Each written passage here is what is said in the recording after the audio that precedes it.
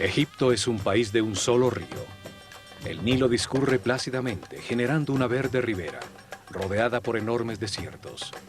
Es el más grande oasis en el desierto más grande del mundo. La tierra es sencilla, fácil de entender, con grandes paisajes que incitan a la contemplación. Todos los puntos del horizonte llevan a pensar en la inmensidad.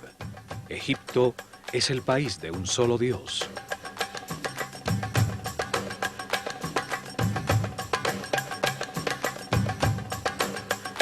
Allí, durante miles de años, se gestó una civilización que vivió en paz y armonía, sin salirse de sus límites naturales para tratar de imponerse a otros pueblos, dedicada por completo al perfeccionamiento espiritual. La imagen que se ha construido de esta civilización apenas deja ver la luz de sus logros. Su lenguaje escrito permaneció incomprendido por milenios. Solo se ha decodificado su nivel más básico, el de los símbolos que representan a los sonidos del lenguaje. Existen niveles superiores, con símbolos que transmiten conceptos, no sonidos. Estos no han sido descifrados todavía. Las traducciones solo se basan en la parte fonética, o en el mejor de los casos, se interpretan de acuerdo a las creencias de los traductores. Los que creen que eran unos bárbaros primitivos llegan a un tipo de interpretación, y los que creen que eran una avanzada civilización basada en lo espiritual, poseedora de tecnologías incomprendidas, llegan a otros totalmente distintos.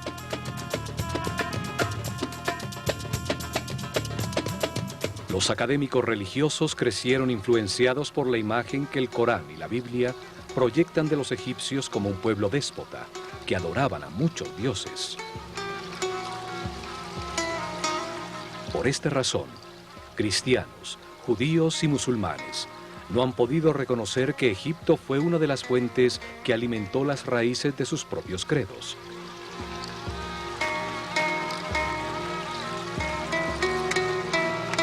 Esta imagen fue reforzada por la incorrecta traducción de la palabra néter, como Dios o diosa, cuando en realidad significa fuerza o causa fundamental, principio divino, función que ordena al universo.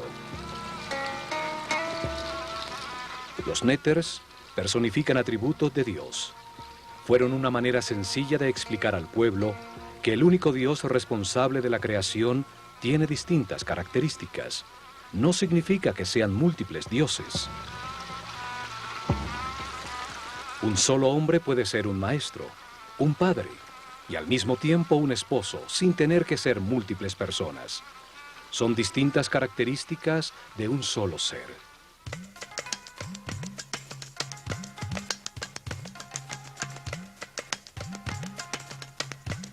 Para muchos historiadores, la civilización actual representa el momento de máximo progreso del hombre sobre la Tierra.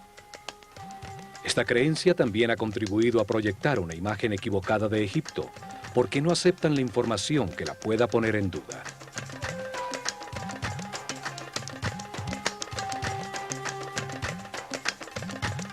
Aceptan solo parcialmente los documentos cronológicos de gobernantes egipcios que han llegado a nuestro tiempo, invalidando los registros anteriores al rey Menes, con el argumento que solo esa parte es un mito irreal.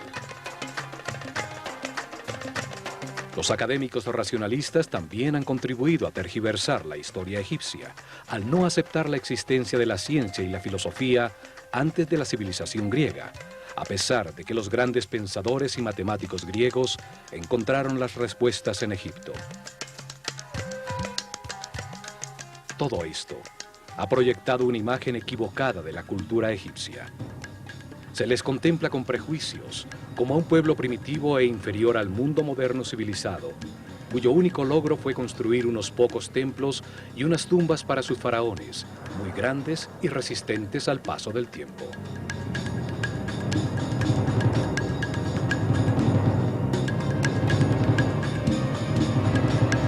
Estos programas buscan reexaminar su cultura, redescubrir sus templos para conocer las verdades talladas en sus muros, abrir una puerta a su concepción de la realidad, con una mentalidad libre que permita ver más allá de los mitos en los que los tenemos sepultados. Los antiguos egipcios entendieron el universo, sus leyes, procesos y propósito de una manera coherente, lógica, analítica y racional, que es una herencia importantísima para el hombre que comienza un nuevo milenio.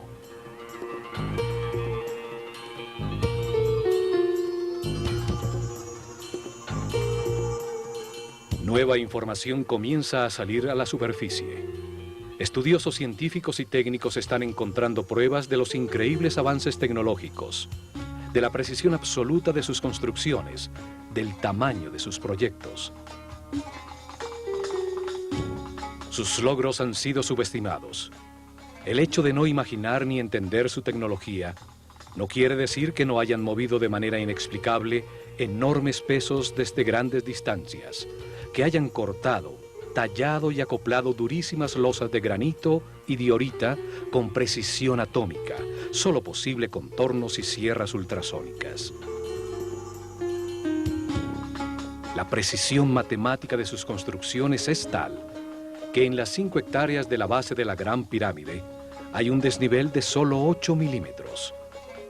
La tecnología actual solo hubiera logrado un desnivel de 40 centímetros.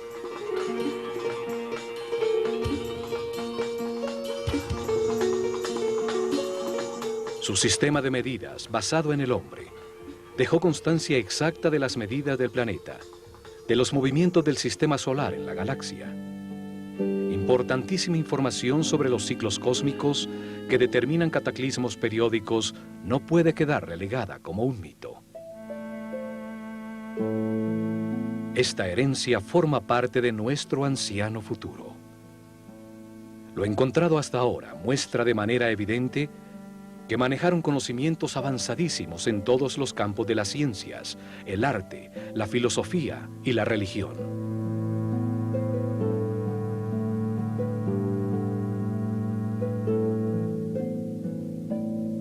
Conocimientos que forman parte de una herencia aún más antigua de un período desaparecido de la humanidad, el llamado Atlante, anterior al diluvio universal, al que sobrevivieron unos pocos sacerdotes que construyeron las bases de este ciclo que vivimos. La humanidad tuvo un gran desarrollo sobre la Tierra. Unos pocos sacerdotes científicos, previendo la catástrofe, se prepararon para sobrevivirla. A ellos se debe la aparición súbita, sin ningún periodo de evolución, de todos los conocimientos egipcios. Estos sabios estructuraron una cerrada casta sacerdotal. Se organizaron en templos para que sus sucesores guiaran al pueblo en un proceso de perfeccionamiento espiritual que perduraría por miles de años. Fueron llamados los sacerdotes de la Escuela de Misterios de El Ojo de Horus. Eran los depositarios del conocimiento, y su visión de la vida sobre la tierra como un proceso de perfeccionamiento espiritual para convertir un hombre casi animal en superhombre determinó el camino de los egipcios. Su manera de entender el progreso como una evolución en los conocimientos sobre el universo es invaluable para el hombre occidental, que ve el progreso como la adquisición de comodidades materiales. La Escuela de Misterios aceleró el proceso evolutivo de una serie de iniciados que recibieron información para entender el mundo dual en que vivimos, de contrastes extremos, de luz y oscuridad, de miedo y amor. Así pudieron entender que en las distintas vidas se experimentan en carne propia estos extremos, como resultado de las decisiones que libremente se toman, lo que permite compararlos y comprender que es verdad. Cada vida es un paso necesario para añadir conocimiento. Los egipcios vieron al hombre como un modelo a escala del universo, que al entenderse a sí mismo puede encontrar verdades superiores, deducir aspectos de la realidad. Como es arriba, es abajo. Los sabios sacerdotes enseñaron que todo existe en una gran mente, que somos pensamientos de Dios, con la capacidad de crear en nuestro propio pensamiento. Todos somos aspectos de una única realidad. Todo es uno, uno es todo. Por eso, desarrollaron simultáneamente su ciencia, su arte, su religión y su filosofía, de una manera multidisciplinaria, conjunta, sin especializaciones que ciegan.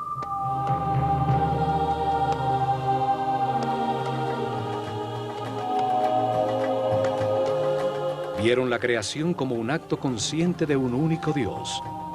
Se estudiaron a sí mismos para buscarlo, encontrando que tiene distintas características a las que dieron un nombre y un símbolo para poder comunicarse con claridad.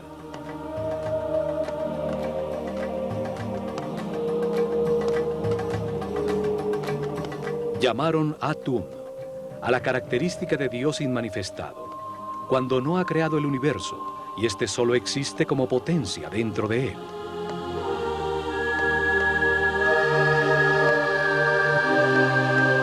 Llamaron Ptah a la característica creadora de Dios que al manifestar su voluntad da lugar al universo.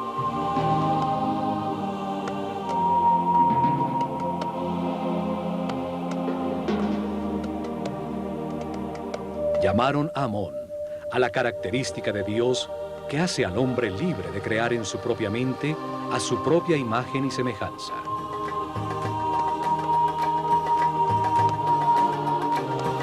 Desde esta concepción dieron lugar a la flor de la vida, los movimientos sagrados de Dios que veremos en este programa cuando visitemos el templo de los Sirión en Abidos.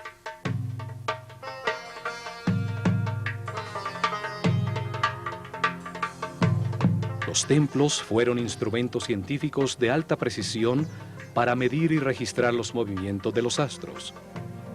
Su herencia nos dice que los astros determinan los ciclos del universo, los procesos que vive el hombre y la humanidad.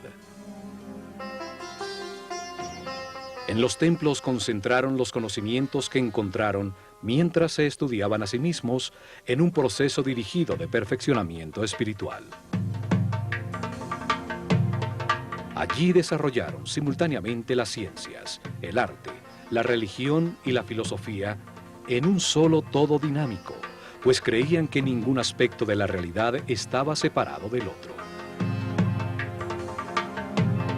Alrededor de los templos, guiada por seres muy evolucionados espiritualmente, creció una de las civilizaciones más incomprendidas y más avanzadas sobre la Tierra. Es hora de recuperar nuestra herencia.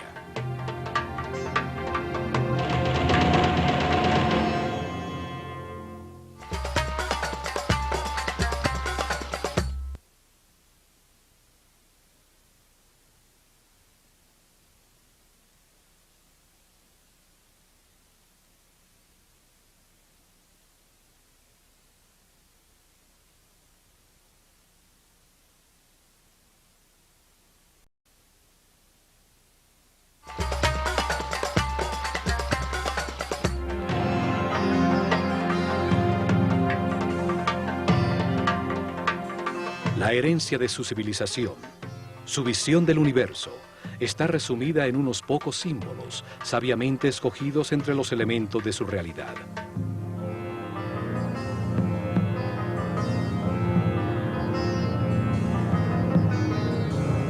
La utilización de una imagen simbólica tiene la ventaja que expresa un pensamiento de una manera muy simple, más allá del lenguaje, y su significado puede ser entendido miles de años después de haber sido dibujado, pues la imagen de un halcón o una postura humana nunca cambian.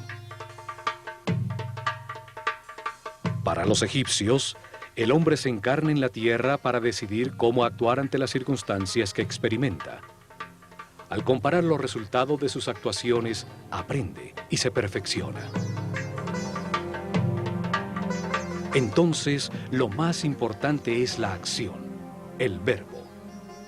La acción que produce resultados y por ende perfeccionamiento. El lenguaje existe para comunicar acciones. Cada parte del todo actúa, realiza una acción vital que produce resultados. Cada parte tiene la forma que necesita para actuar de la manera que le corresponde. Los egipcios expresaron sus ideas a través de 3 tipos de símbolos o de escrituras. Son llamadas escritura hieroglífica, hierática y demótica.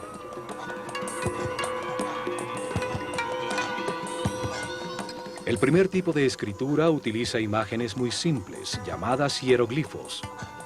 Hieros significa sagrado y glifos significa imprimir. Así llamaron los griegos escritura sagrada a las tallas simbólicas egipcias. Los hieroglifos tienen distintos niveles simbólicos para comunicar. El más básico, simple y sencillo es el nivel de los símbolos fonéticos.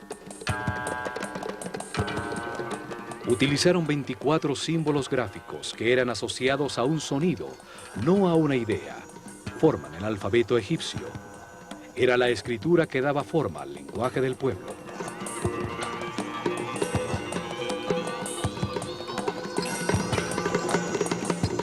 Son el primer alfabeto utilizado por el hombre, del cual se derivaría el alfabeto fenicio, y de este, el alfabeto griego.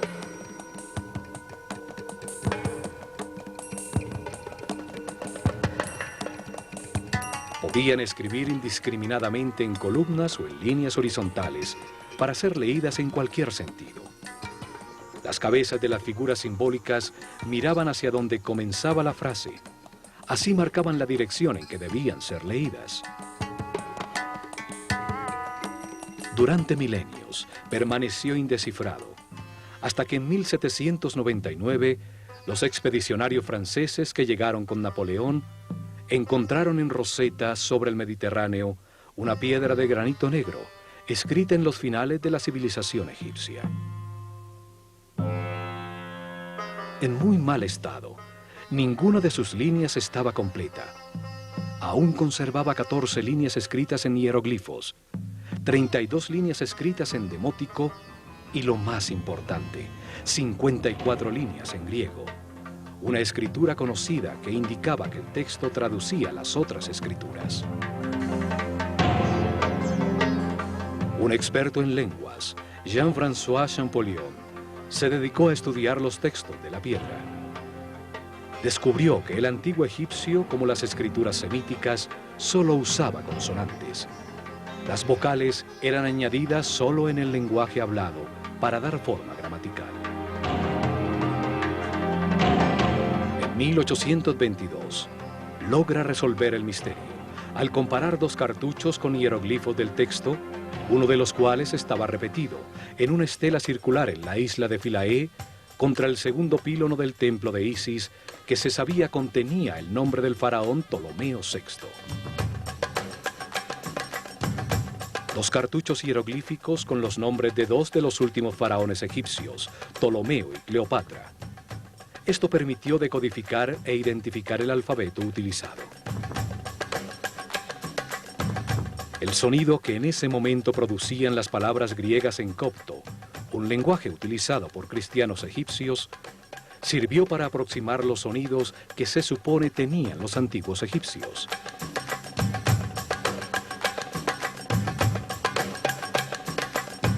Así se logra descifrar el primer nivel con los 24 símbolos tallados hace miles de años. El nivel de su escritura, que solo utilizaba los símbolos fonéticos, no ideas.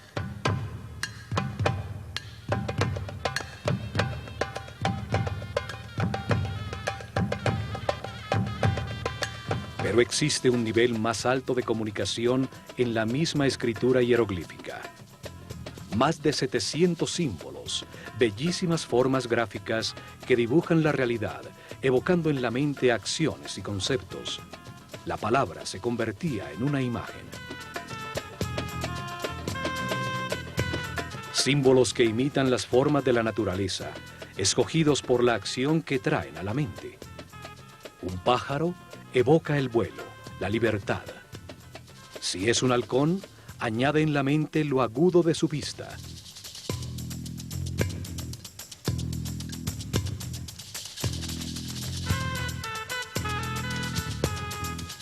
La figura de un ojo comunica la acción de ver. Cada símbolo está diseñado para revivir las experiencias que su forma le produjeron en la vida.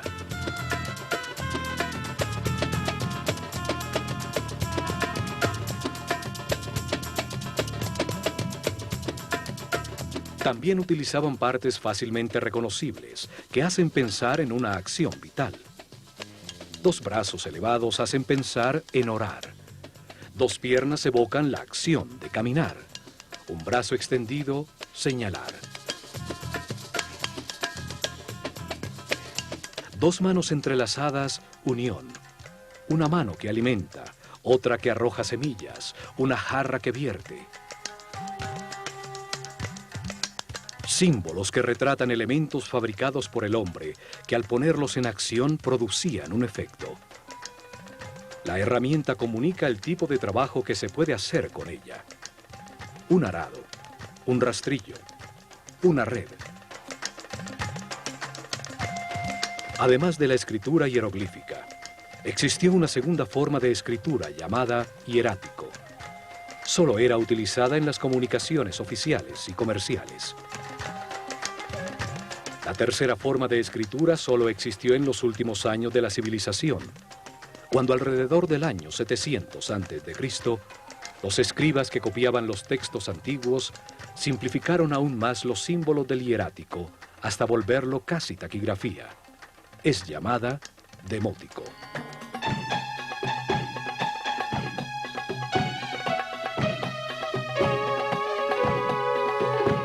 Nuevas interpretaciones están saliendo a la luz que permiten entender que los mitos y los símbolos utilizados por los egipcios son solo una forma fácil de comunicar conocimientos, de expresar conceptos sobre la realidad. Al convertir las ideas en historias, se facilita su entendimiento. Los sabios sabían que suministrar información sin que sea comprendida es un ejercicio inútil.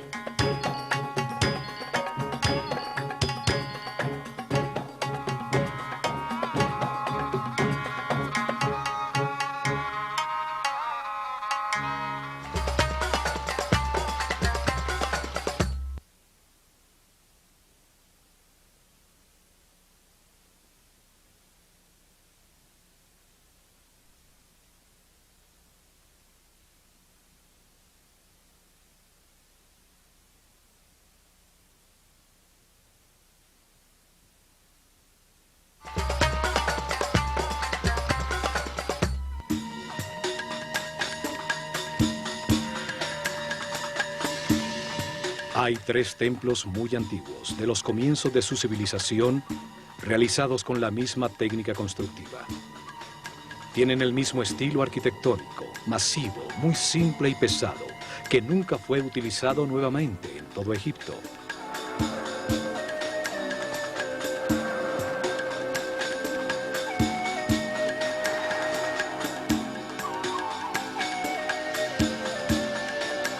Dos se encuentran en Giza, el templo de la Esfinge, construido exactamente frente a ella, y a su lado sur, el templo del Valle, en ese momento frente al Nilo.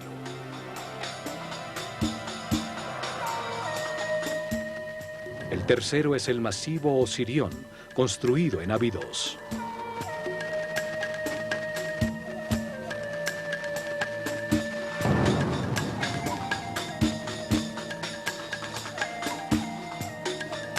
Los 2 templos de Giza están construidos con enormes bloques que retiraron para darle forma al cuerpo de la Esfinge. Solo estos templos en todo Egipto utilizaron unos bloques tan enormes, una forma masiva, ciclópea, cerrada totalmente hacia el exterior por enormes muros de piedra, con 2 accesos simétricos frontales hacia el exterior. El peso promedio de los bloques utilizados en su construcción es de 50 toneladas. Debían poseer una técnica constructiva que facilitaba la utilización de bloques tan grandes como una casa.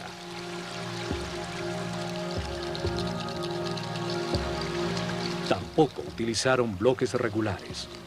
Todos eran distintos, con sus lados cortados en distintos ángulos, sobre los que encajaban de manera exacta y milimétrica los que colocaban encima. Otra particularidad de estos templos es que los bloques esquineros están cortados de manera especial. El bloque forma parte de los dos muros para permitir que la energía del edificio se moviera de un lado al otro sin interrupciones. Esto obligaba a que la totalidad del bloque tuviera que tallarse en algunos casos más de 30 centímetros para formar la esquina. En la naturaleza orgánica no hay ángulos rectos. Una esquina es una articulación que permite el flujo de las energías y el fluir de los líquidos.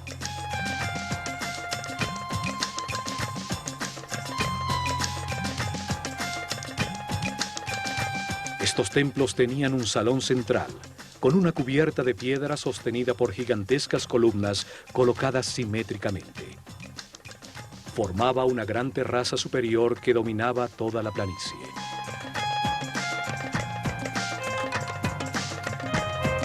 Sus muros y columnas no tenían ningún tipo de ornamento o hieroglifo, y sus pisos son de alabastro. El salón era alumbrado por tragaluces en el techo de piedra que dejaban entrar un chorro de luz directamente sobre las estatuas de los néters, similares a esta de Sekhmet en el templo de Karnak. Estos templos fueron utilizados desde el Seb-Tepi, el momento en que comenzó la nueva etapa después del diluvio, en ceremonias iniciáticas de los sacerdotes de la Escuela de Misterios del Ojo de Horus.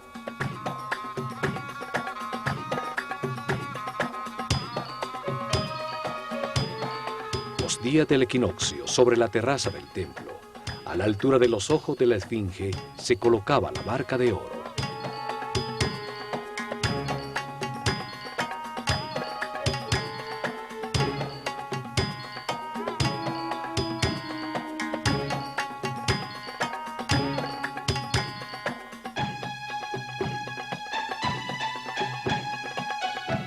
Símbolo del proceso evolutivo del hombre en su camino de reencarnaciones sobre la tierra y del recorrido del sol en el cielo.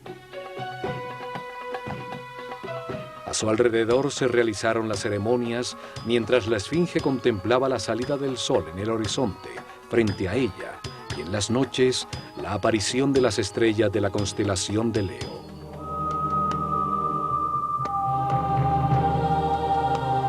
Cuatro razones se dan para afirmar que la esfinge y estos templos fueron construidos por el faraón Kefren. La primera es que en el templo de la esfinge se encontró enterrada, cabeza abajo, la famosa estatua de diorita negra de Kefren con un halcón en su cuello. La segunda es que se afirma que la cara de esta estatua es igualita al rostro de la esfinge.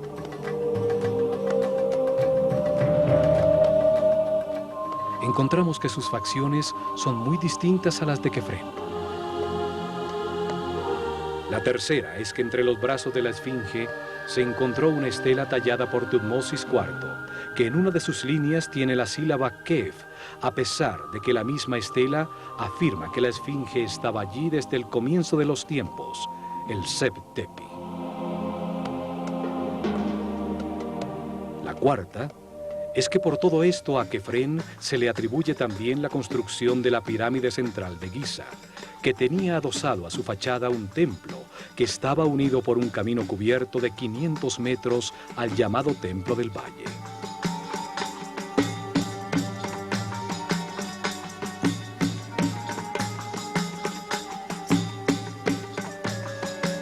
Sin embargo, la piedra de los muros de estos templos es del mismo tipo del bloque monolítico de la esfinge, seguramente de los sobrantes de tallarla. Además, tiene los mismos síntomas de erosión causada por la lluvia que la piedra de la esfinge, lo que permitió a expertos geólogos determinar que ésta fue construida alrededor del año 9000 a.C. Seguramente el faraón Kefren renovó el antiguo templo forrando por las dos caras con losas de granito los masivos muros ya deteriorados por la erosión.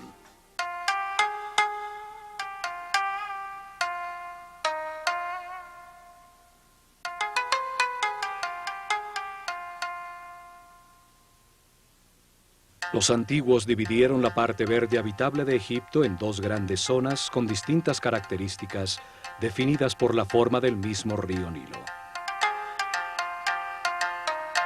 El delta, cuando el Nilo se abre para llegar al Mediterráneo, forma un valle fértil. Es llamado el Bajo Egipto. Su símbolo hieroglífico es una abeja, y el faraón ciñe una corona roja para mostrar su autoridad en esta zona. El larguísimo y estrecho corredor verde a ambos lados del Nilo, en su recorrido desde la frontera con Nubia hasta el sitio donde comienza el delta, es llamado el Alto Egipto. Es simbolizado en su escritura por un arbusto, y el faraón ciñe una corona blanca que representa su poder sobre ese territorio.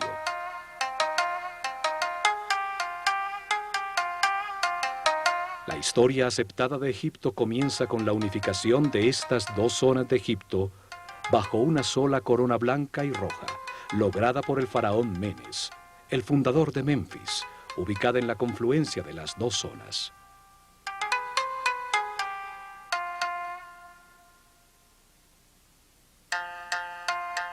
En Abidos, al sur, en el Alto Egipto, existen dos templos, uno al lado del otro. El dedicado por Seti I a Osiris, detrás del cual se encuentra la excavación donde apareció el segundo templo, el Osirión, que permanece parcialmente sumergido en agua.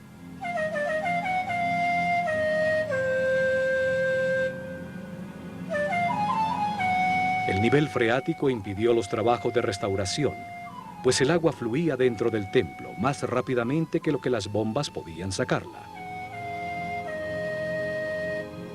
Se estima que fue construido en la cima de una colina alrededor del año 9000 a.C., cuando el nivel freático y la superficie del Nilo estaban 10 metros más abajo.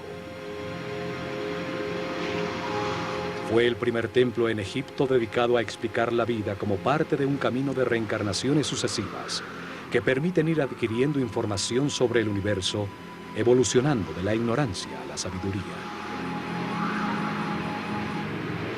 Su masiva arquitectura sin ningún tipo de jeroglifos, con losas y piedras supremamente pesadas y de corte muy grande, es muy similar a los templos frente a la Esfinge.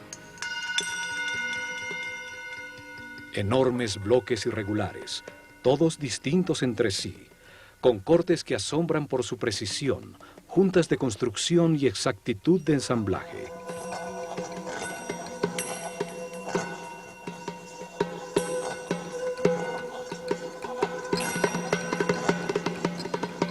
En las esquinas los bloques giran con el muro lateral, teniendo que haber sido rebajados en todo su tamaño para lograr esta forma, lo que incrementa considerablemente el trabajo, pues son de durísimo granito de Asuán.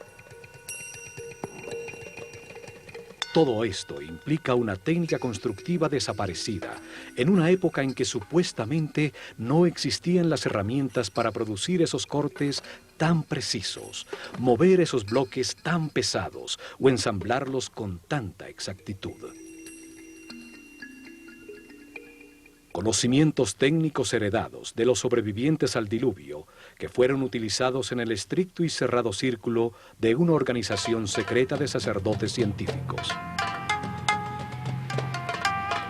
Las técnicas o herramientas utilizadas nunca fueron puestos a disposición del pueblo en general, seguramente porque era muy peligroso entregarlos a mentes primitivas con emociones y pasiones descontroladas.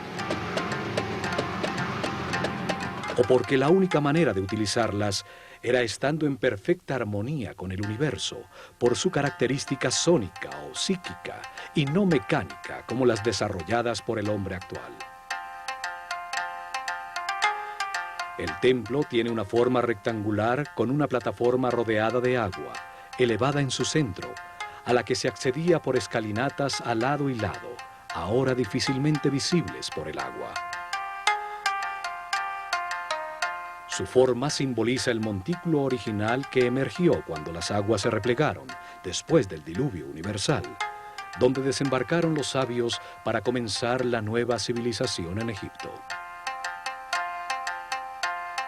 Este templo conmemora el Seb Tepi, el tiempo para dar comienzo a una nueva civilización dedicada al perfeccionamiento espiritual.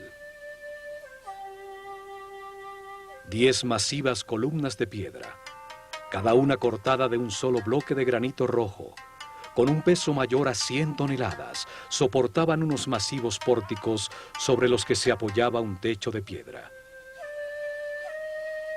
Alrededor del canal de agua, 16 santuarios albergaron en su momento a los símbolos sagrados.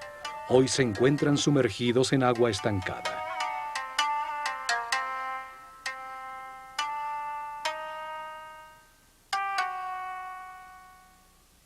En la esquina superior de uno de esos enormes pilares se encuentran a lado y lado 2 extraños círculos con geométricas figuras en su interior que se tocan en sus bordes. El granito parece quemado con delgadas líneas circulares.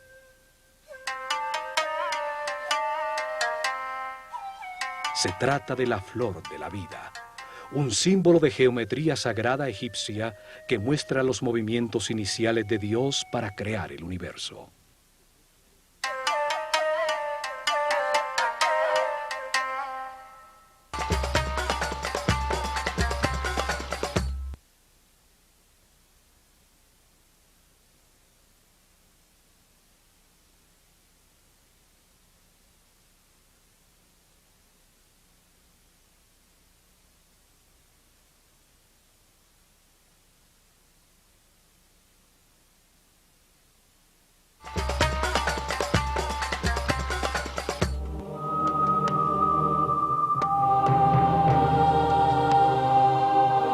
La flor de la vida es un símbolo esotérico egipcio que describe la geometría sagrada que dio lugar al universo y que determina los procesos naturales, como la mitosis o el movimiento de los soles y los planetas.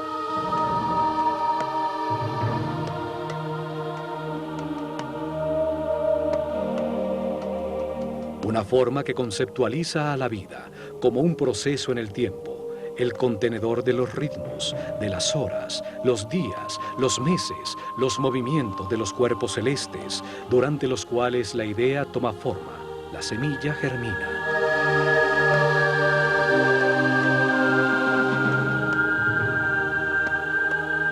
La flor de la vida representa el momento en que Dios activa su voluntad, cuando despierta su conciencia para animar el universo, cuando abandona el estado de reposo, de no yo, de no ser, de vacío y oscuridad.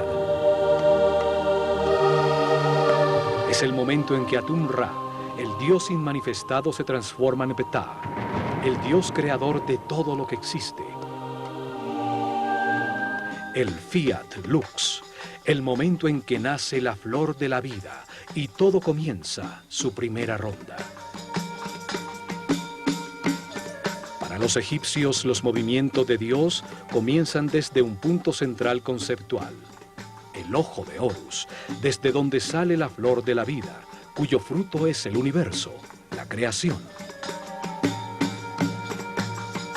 El punto es la referencia para saber que existe el movimiento. En él comienza su geometría sagrada. Desde allí Dios crea el primer espacio virtual del universo.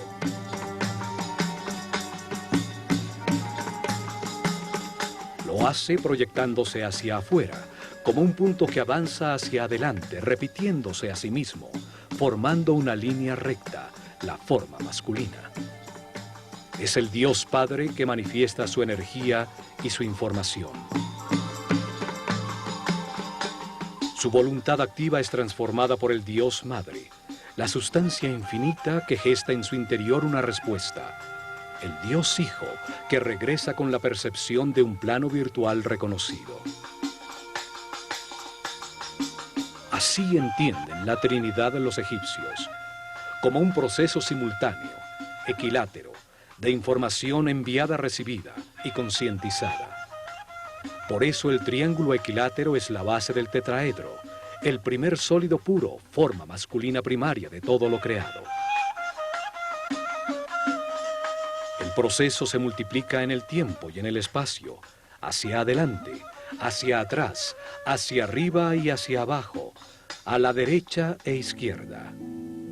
Así, Dios genera un espacio virtual referenciado en sí mismo. Simultáneamente, al girar ese volumen percibido alrededor del punto de partida, se construye el principio femenino, la esfera. Un espacio pasivo, sin tensiones, con todos sus puntos referenciados al centro, al ojo de Horus. La esfera es la placenta que contiene todo. Es la sustancia para todos los volúmenes y formas. Es una expresión de unidad, de totalidad e integridad. Ninguno de los puntos en su superficie es más importante que el otro, y a todos se llega de igual manera desde su centro de fuerza-energía que los origina a todos.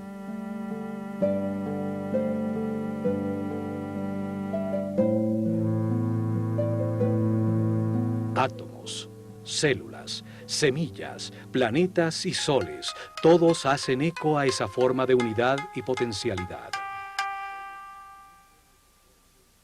La primera esfera virtual contiene los 5 modelos de poliedros regulares, sólidos con todos sus lados y ángulos iguales. Son llamados los sólidos platónicos, en homenaje a Platón, quien aprendió la flor de la vida de maestros egipcios.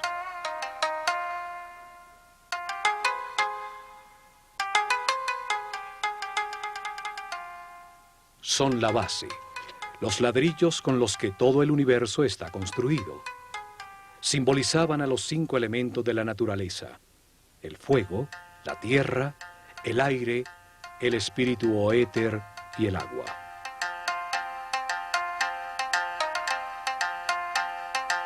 Así Dios comprendió, creó y percibió, desde su centro de fuerza y energía, el primer espacio finito que simboliza a la tierra dentro del infinito, el cielo. La Biblia nos dice que en el principio Dios creó el cielo y la tierra. La tierra estaba informe y vacía. Las tinieblas cubrían la superficie del abismo y el Espíritu de Dios se movía entre las aguas.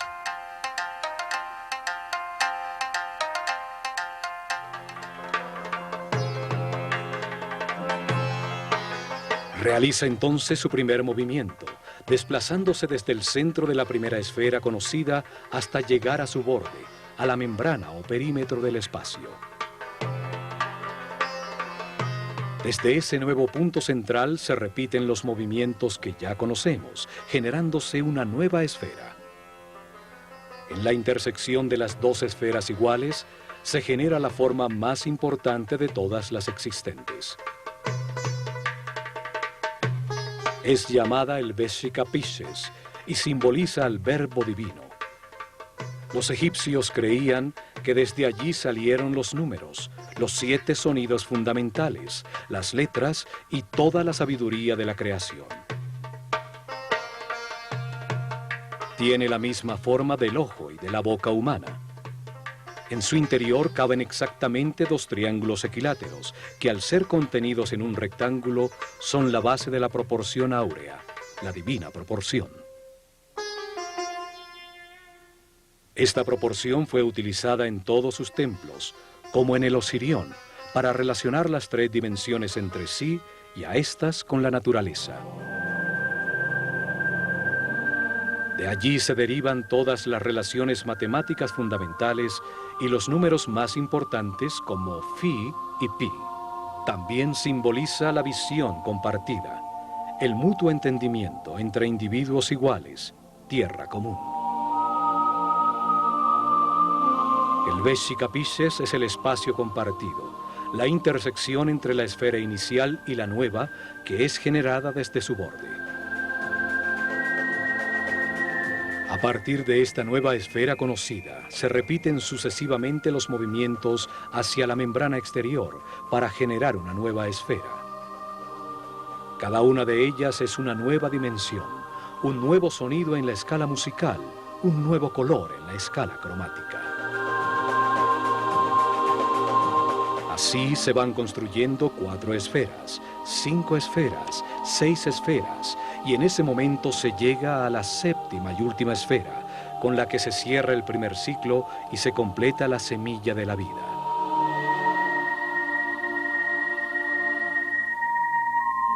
Siete esferas, 7 días de la creación, 7 notas musicales, 7 colores espectrales, 7 capas de músculos tiene el corazón, 7 chakras, 7 sistemas de glándulas endocrinas.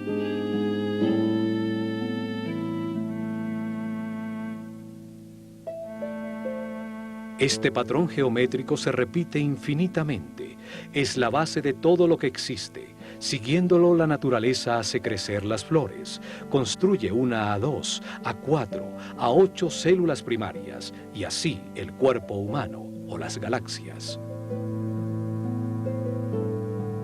Al expandirse como una eterna espiral, va generando nuevas esferas. En la tercera ronda de giro se completan las 19 esferas que conforman la flor de la vida.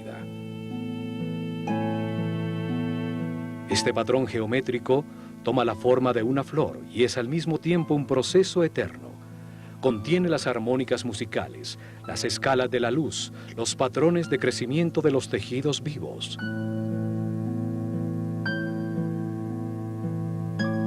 Cada esfera tiene la misma potencia para desarrollarse que la original. Así, la flor de la vida da lugar al fruto de la vida que genera su propia flor. Cada esfera guarda en su interior los 5 sólidos platónicos. La unión de la energía masculina y femenina, la recta y la curva, las 2 matrices geométricas que son la base de toda la realidad existente.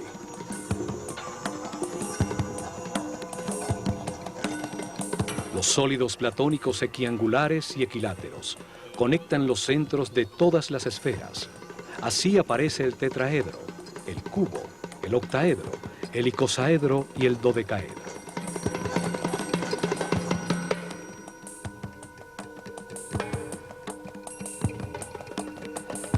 Son símbolos de la inseparable relación entre las partes y el todo.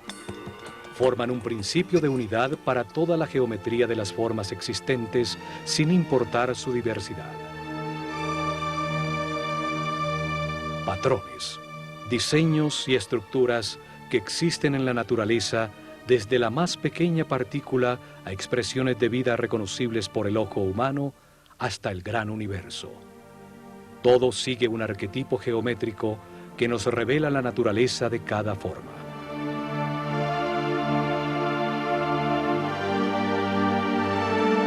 La flor de la vida revela que todo está conectado, que es inseparable y que es una unidad. Nos recuerda nuestra relación con el todo y nos permite comprender los sagrados cimientos de todo lo creado. Con ella, los sacerdotes de la escuela de Horus enseñaron el respirar del todo, qué es Dios y cómo diversifica su conciencia a través de nuestra propia vida.